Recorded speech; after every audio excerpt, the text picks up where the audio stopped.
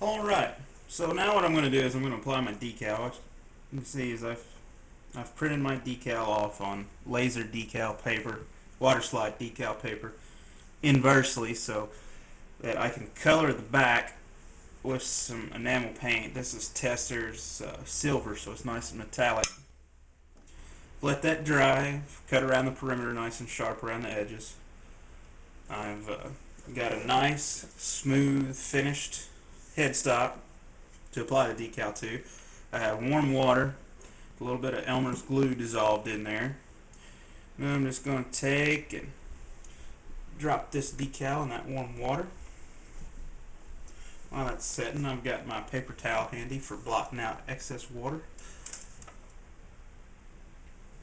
And normally you only have to leave this in the water for about 20 or 30 seconds, sometimes 45 seconds.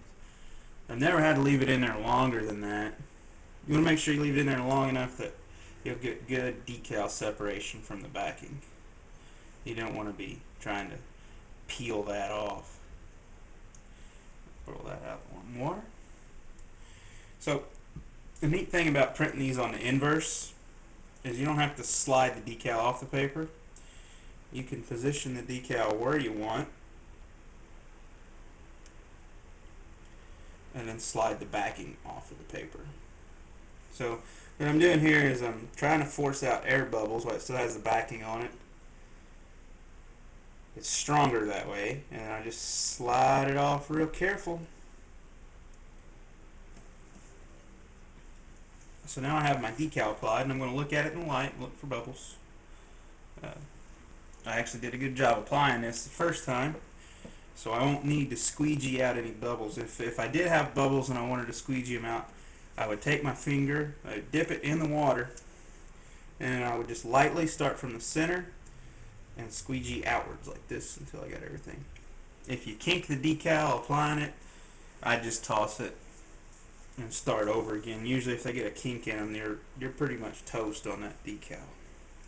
But now that it's set there for just a second, I'm going to take this folded up paper towel, and like I said with the finger, I'm going to start in the middle and light touch, very lightly.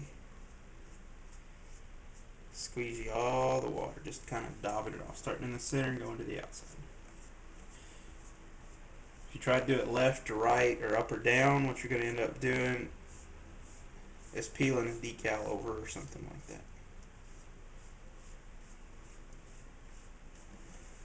Just squeegee, suck her off there.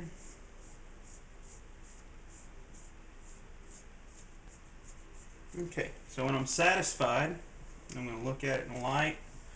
I don't know if you can see it on the camera or not, but looks good. And I'm going to take this white vinegar. This is going to act as my decal setting solution.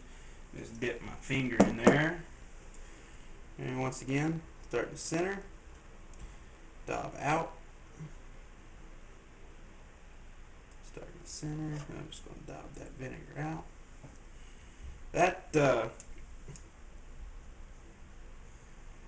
I don't know what the vinegar does to the decal chemically. I do know that after you apply the vinegar on these decals, it kind of feathers it. It seems like it feathers the edges out into the substrate, and then when you bury the decal in lacquer, you can't see the decal edges. And that's something that bothers a lot of folks, is being able to see those edges, especially when you reflect it in the light or look at it at different angles. Since I've switched to laser paper instead of inkjet paper and started using the vinegar, you can no longer see the edges of the decal when you bury it in lacquer. Okay, I'm just going to take the paper towel and wipe off my excess vinegar. Same process, start in the middle, very lightly feather it outwards.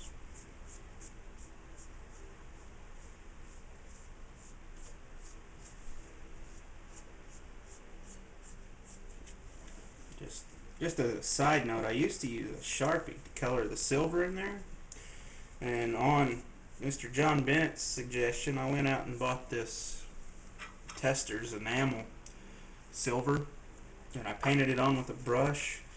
And not only does it apply easier painting it on with the brush, it looks better than the silver Sharpie. And a problem I was having with the silver Sharpie is the Sharpie tip isn't as wide as some of my decals. So as I would, paint two lines beside each other, that Sharpie would leave a line or a ridge, and you could see that on the decal when you're looking at it closely. This tester's enamel that I put on with the brush, it doesn't have any of that residual ridge effect or lines left in the actual silver itself. So I'm pretty happy with that. And it was only $1.50 at Hobby Lobby. And then get you a good brush. Don't buy the cheap brushes. This was probably a $5 or $6 brush. A nice narrow tip on it.